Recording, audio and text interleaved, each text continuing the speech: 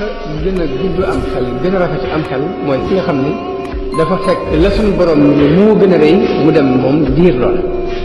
ñoom dañ doon diir ngërëmu yàlla di ko diir loolu moo tax sëriñ bi li mu wax mooy isil muridu laa yuridu abada gayra rida rahmani haysu qasad ab murid bi mu soxla mooy ki nga xam ni du bëgg lu dul ngërëmu yàlla. salaamaaleykum ñu ngi delloo ziar bu baax di leen nuyu ku nekk si tur ak sa sant xasida yi nag li ko fi teg mooy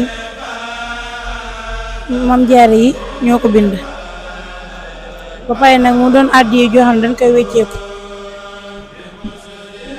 buñ ko wecceekoo ba pare nag xaalis boobu noonu ba tey ci daara ji la jëmaat mais nag bu fekkee ne dañ cee bëgg te nekkul ci màggal gi boobu tamit numéro yi nekk ci téere bi boo ci wootee lu mel ne numéro Sëñ Xaban ak Sëñ Jiili mën nga see jot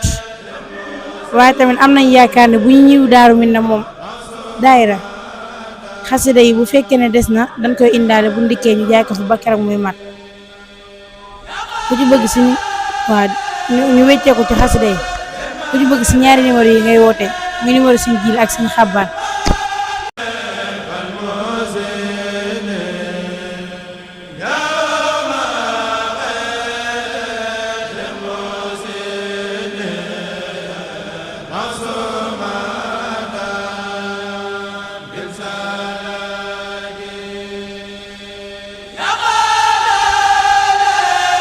Maam Jaaratullah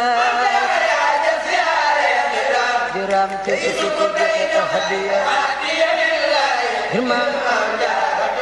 Maam Jaara yaa jar siyaare diram bisu ko tey jox hadiya lillahi ngir Maam Jaaratullah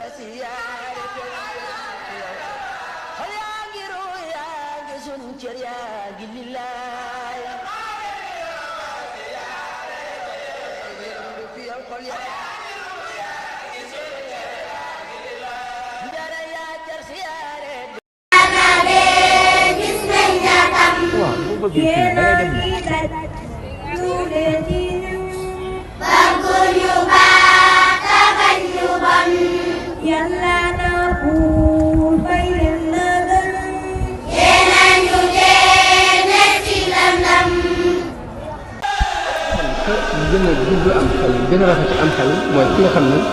dafa fekk la suñu borom ni moo gën a rëy mu dem moom diir lool ñoom dañ doon diir ngërëmu yàlla di ko diir loolu moo tax sëriñ bi li mu wax mooy isil muridu laa yuridu abada gayra rida rahmani haysu qasad ab murid bi mu soxla mooy ki nga xam ne du bëgg lu dul ngërëmu yàlla